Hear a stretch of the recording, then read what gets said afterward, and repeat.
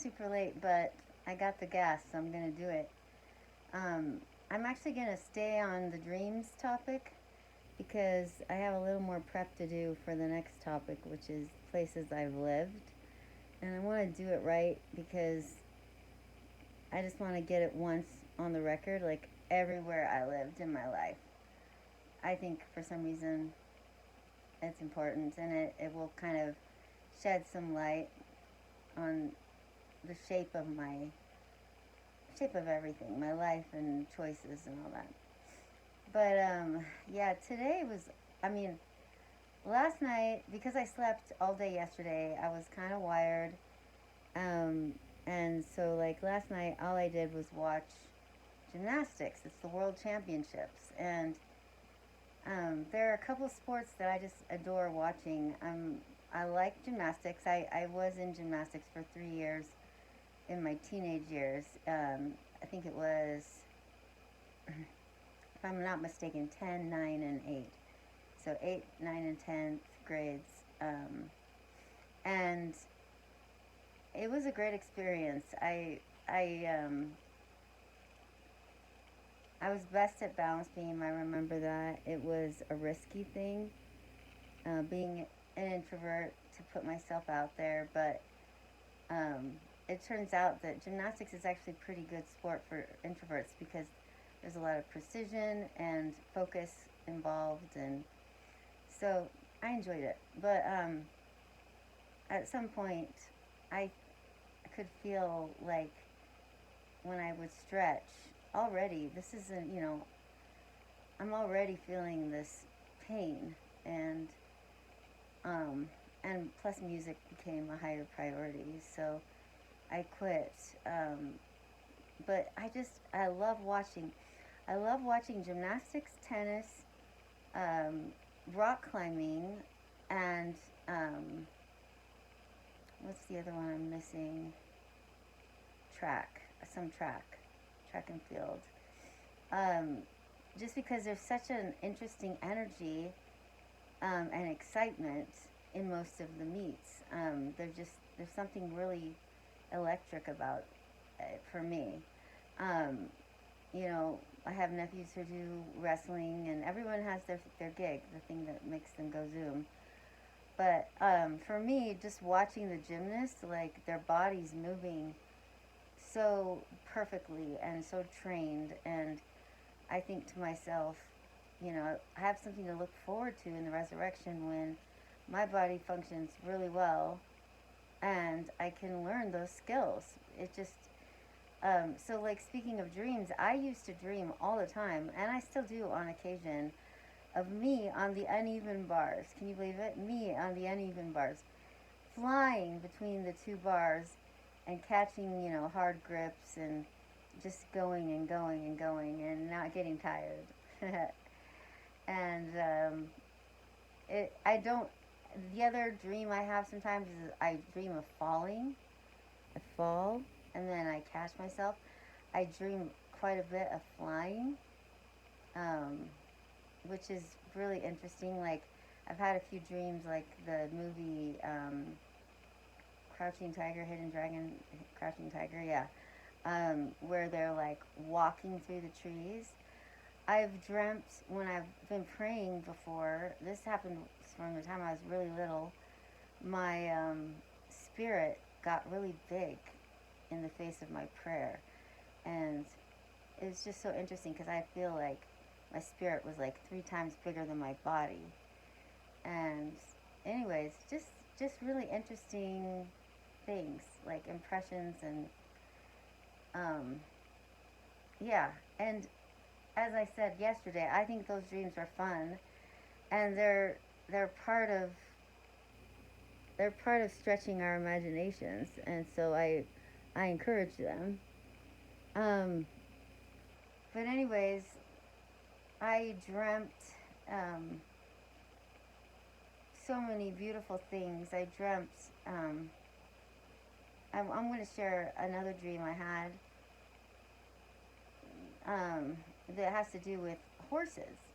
And I really love horses too. That's actually another sport I kind of like watching, not as much. I like horses though.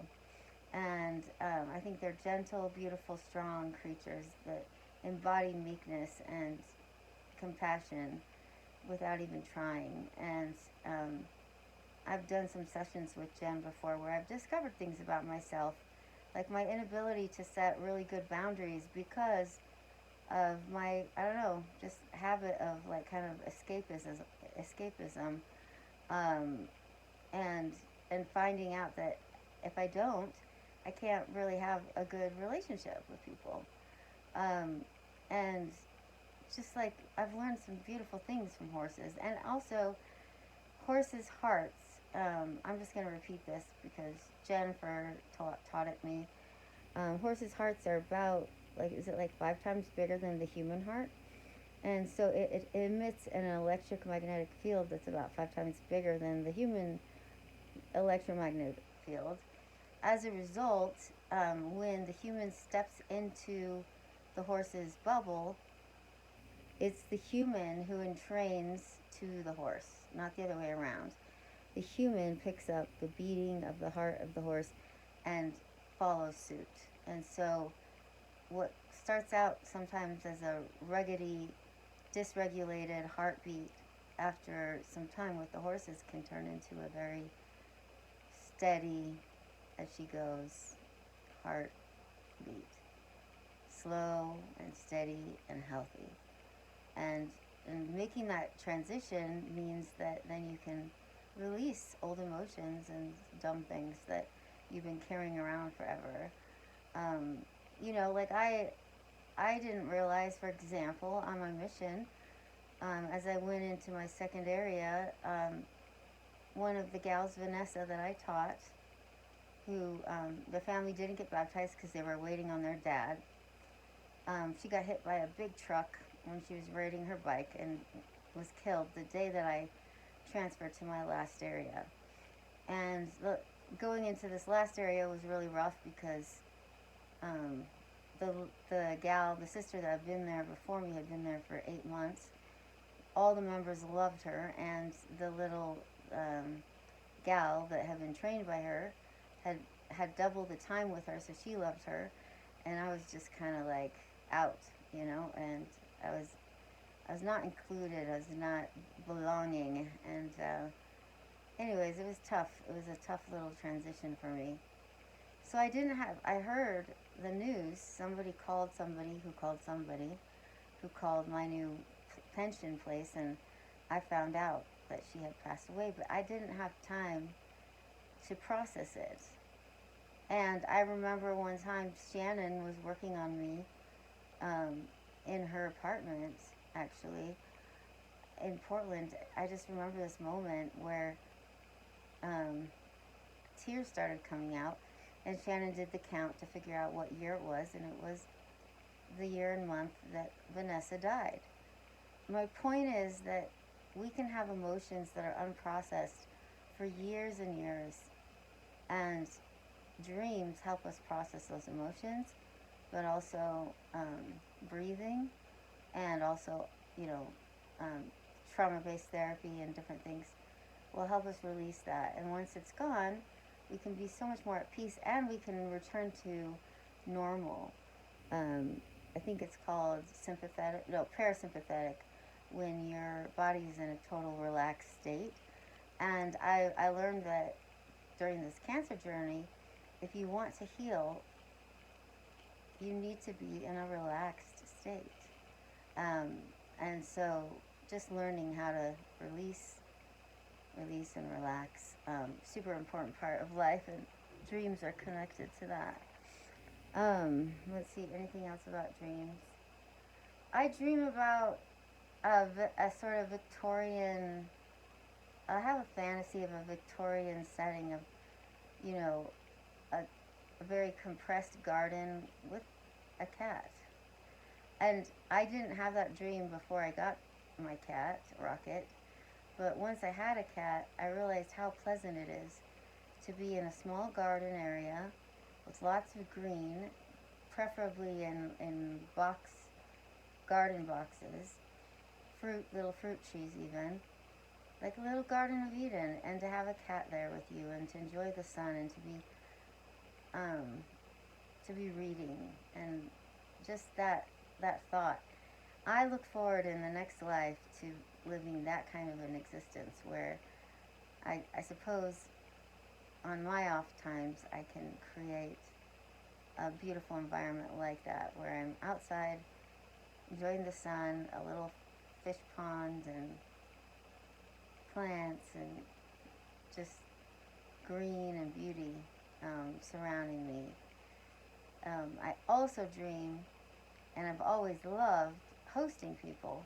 I'm not a super people person, and I don't like dig in to the social activities once a party is started. But I love hosting and creating that environment. It makes me feel really good that people are connecting with each other. And um, anyway, so those are more of my dreams. And I'll share one last dream that is really special to me. Um, it was at the beginning of the cancer journey, and I didn't know what to think.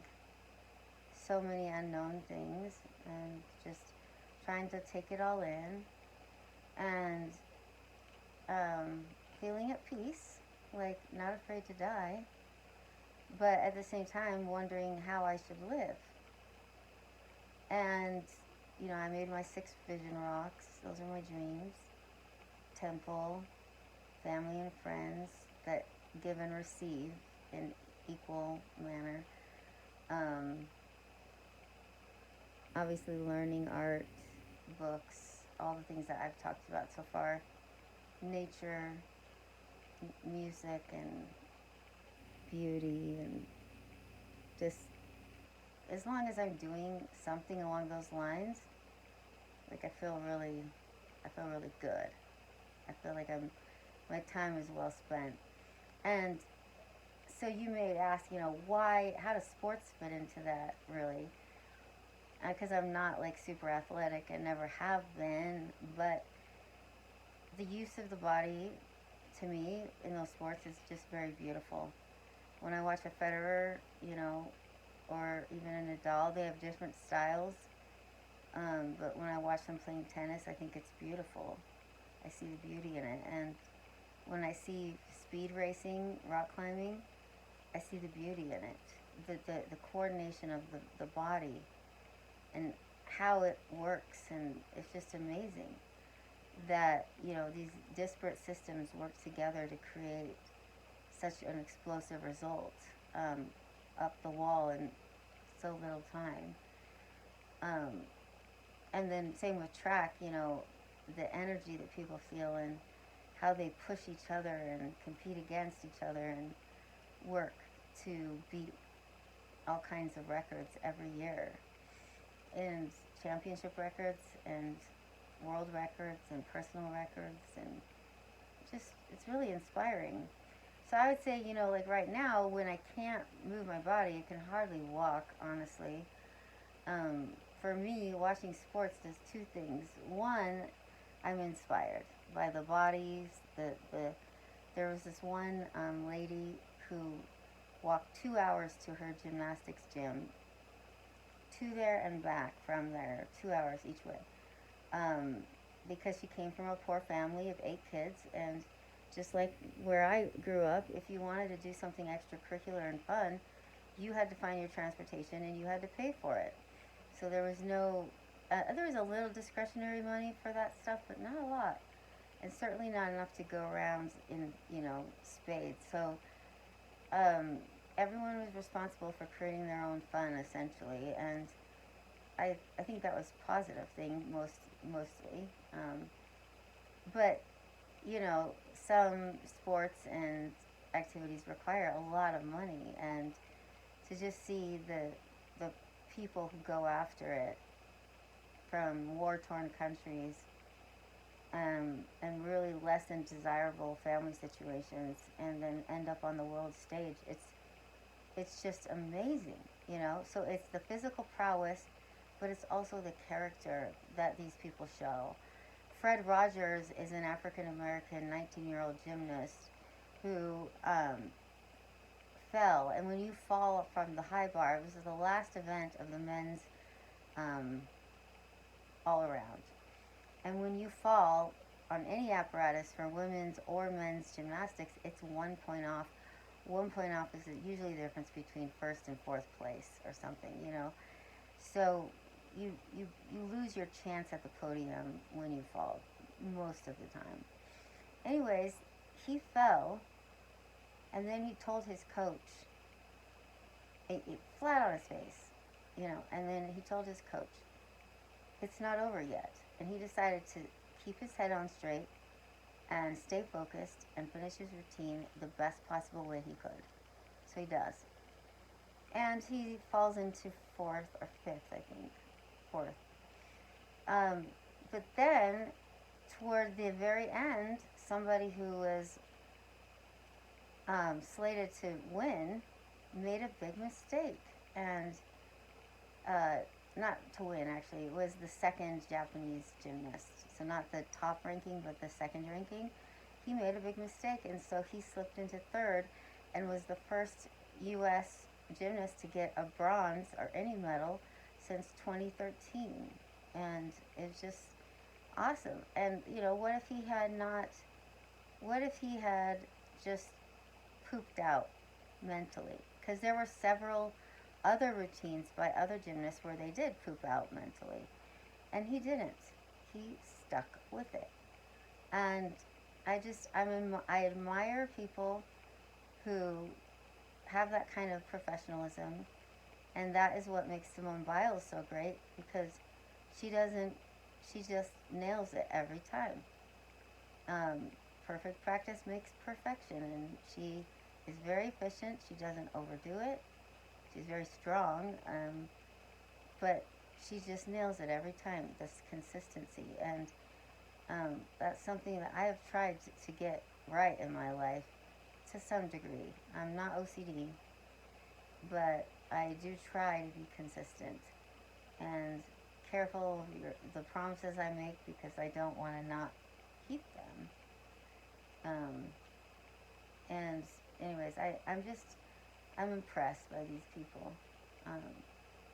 So I'll end with this vision I had. I was getting treated by a naturopathic doctor, and later he declined to treat me because he thought it was a mistake for me to try any kind of chemo.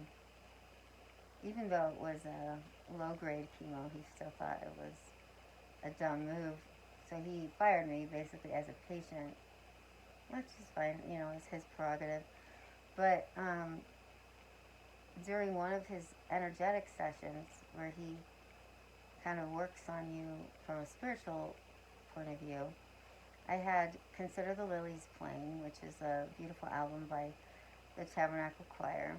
And I dreamt, or had a vision of me in a desert, and a big hawk came and swooped toward me at full speed, and I knew it was going to hit me and kill me.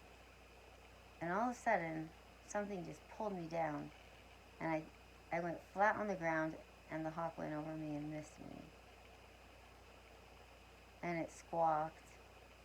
And to me, that was like a symbol, perhaps, of like this very near-death call, where I went to the ER, and I almost died just in that first instance.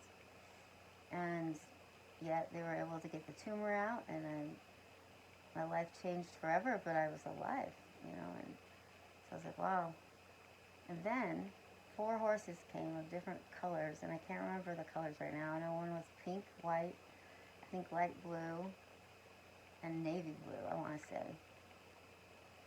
But they came over me and merged with me. And it was like the Lord said, I'm going to make you into something special. And I have made you into something special. I'm going to continue making you into something special and transform you into the daughter of God I know you can become. That was how I felt. That's what the 4 horses meant. And they healed me, and I stood up. I think there's a little bit more to that dream. I wrote it down, and I would have to look it up. But that was the essence of it. And anyways, I'm grateful for these visions and these little clips. You know, the other night I saw, all of a sudden I saw Uncle Ralph, white beard, temple clothes, preparing in a line of ancestors to get me. How awesome is that? You know, just I still don't know when this body is gonna leave. You know, finally expire, but how wonderful to know that people prepare for me. And anyways, so that is all on dreams, gymnastics. Beautiful day today. The lovely Cheryl Heiner came and read me excerpts from a book, which I enjoyed so much. I love it when people read to me. It's like a super love language thing. It makes me feel so good. And anyway, she read like 5 chapters, and then Mom and Dad showed up, and I didn't know that they were coming to greet Michael. Michael comes home from his mission today, and Rachel comes home from college, and it's just like never a dull moment here. There's always so many beautiful things happening in this family, and it's amazing to watch David and Lana as they watch it all and just see the gorgeous growth that happens with all of their kids. It's a beautiful thing. Anyways, well, that's all I got for today. Talking to the air. I sent out the channel last night because I finally put these videos in chronological order and sent them out in a playlist that's unlisted because I don't want the whole world to watch it. Right now, at least I prefer that just family and close friends who've been tracking me watch it. And I got some really sweet messages back. Mom, when she came, she hung up all the ancestor faces that I love so much and remind me that I have a big team on the other side helping me. And anyways, I felt connected today. And I had a nice conversation with my dad. I feel more aligned with him, which is good. And David and Lana, for that matter. At the end of the day, just being able to express myself. I don't know. My throat chakra is opening up in a nice way.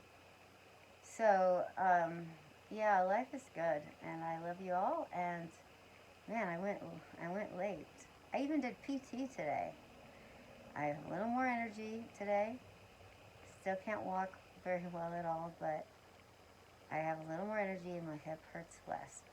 Every day a little bit better, and now that I have PT going on a regular basis, I anticipate that I will get healthier and healthier. No, we're not talking curative, we're talking healthy enough to die in peace and painlessly. So anyways, good night. I love you.